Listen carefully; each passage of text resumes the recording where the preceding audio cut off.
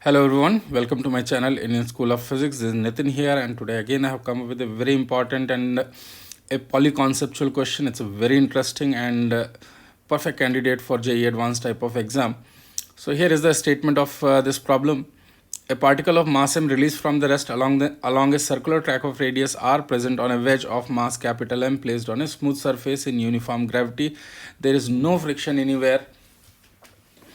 So here you have to find normal reaction at the lowest point of the particle. So as it is going to slide, so wedge will start moving in opposite direction. So you have to find when this reaches at the lowermost point, what is the normal reaction acting between the ball and this wedge.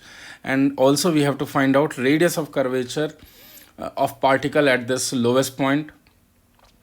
And here it is given, use capital M is equal to small m, equal masses we have to take for simple calculation. However, I am going to solve entire question using capital M and small m.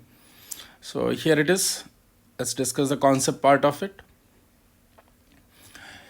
So first point is, if there is no net force in any particular direction, then the linear momentum of a system will be conserved in that particular direction. So this logic we are going to use here. We will analyze the complete FBD of that particle plus wedge system, and we will figure out a direction in which there is no net force, so we can conserve linear momentum in that direction. Similarly, second, radius of curvature of a moving particle can be written as RC is equal to speed square divided by component of acceleration perpendicular to velocity. So this is the standard formula, and if you want to know about radius of curvature in detail, there is another video. You can click on the I button which is coming on this right corner, and the link of that video is also given in the description. So it's a must watch video if you want to have a better understanding of radius of curvature. Now this single problem involves a concept of work power energy, circular motion, conservation of momentum, and concept of radius of curvature, which is kinematics, you can say. So it's a multi-conceptual question. That's the reason it becomes very important for us. So let's discuss this part here. After some time, when this ball or a sphere or a particle reaches the lowermost point, let's say with respect to ground, the speed of this is v towards the right, then definitely this wedge will be having a speed towards left, and let's say that speed is u. So here, since there is no dissipative forces, all forces are conservative in nature, I can apply conservation of mechanical energy. I am taking reference of potential energy at topmost point. You can choose any other point also. So in that situation, it is released. This is at rest. Its velocity is 0. So, and potential energy is also 0. No need to write the potential energy of wedge, as there is no change in the potential energy of wedge anywhere in the path.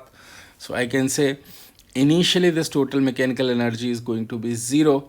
And finally, kinetic energy of the system I can write as half mu square plus half mv square, and potential energy of this ball is going to be minus mgr.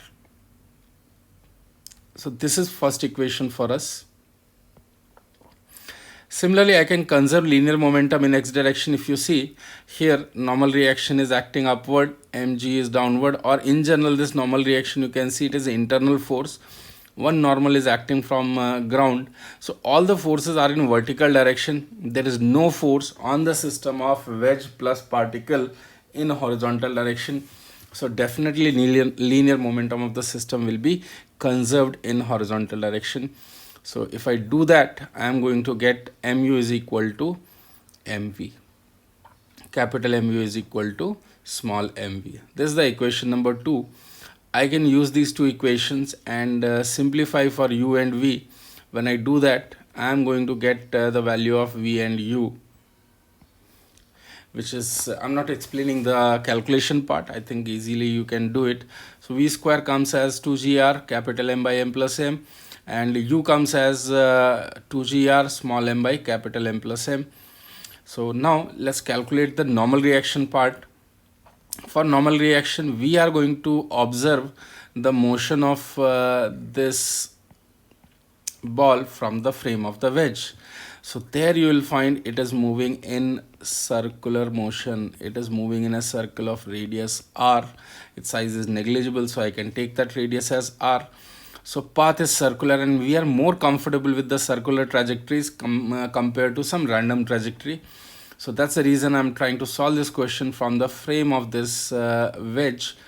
So when you do that, and luckily we don't need to apply pseudo force, because at this moment all forces are vertical. There will not be any acceleration component also, so pseudo force also is not going to come into picture. However, if you are trying to solve for some general theta here, then you need to apply pseudo force. That problem becomes slightly challenging, even though it is solvable, but slightly challenging compared to this one. So now here I can say, with respect to this wedge, the person here is going to observe that particle is having a speed of u plus v, and it is traveling in a circle of radius r. So definitely it will have acceleration of v plus u by r, v plus u whole square by r towards the center.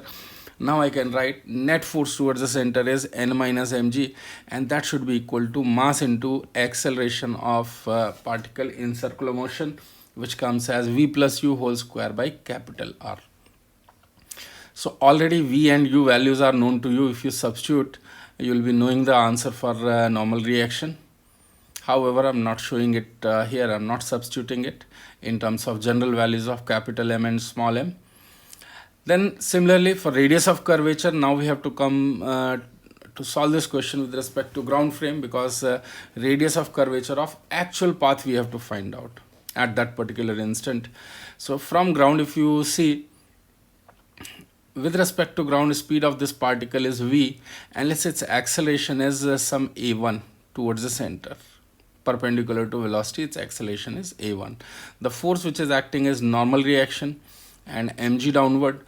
So I can definitely write this n minus mg is equal to m times a1. Luckily that is a perpendicular as well. Here I can just mention this clearly. This a1 is actually a perpendicular also. This a1 is a perpendicular also. So here n minus mg is equal to m times a1, and this n minus mg directly I can replace with this value here. I can replace with this value here. So when I substitute these values, I am going to get radius of curvature as RC is equal to RV square by U plus V whole square. And if I substitute the value of V and U, I am going to get the value in terms of capital M and small m. However, the calculation becomes very simple. If I take small m is equal to capital M, and u and v are going to be equal, and the value is going to be root gr. So if you substitute this value of root gr here, you are going to get rc is equal to r by 4, and this n you are going to get as 5 mg. This is going to be the answer for this question. And if you have enjoyed this solution or enjoyed these multiple concepts problems, do let me know in the comment section. I'll try to bring more such polyconceptual questions in future. And if you are enjoying this video, please leave a like, share it with other people. And if you haven't subscribed my channel, please subscribe it. I'll be coming up very soon with another amazing video. Thanks for watching it. Thank you.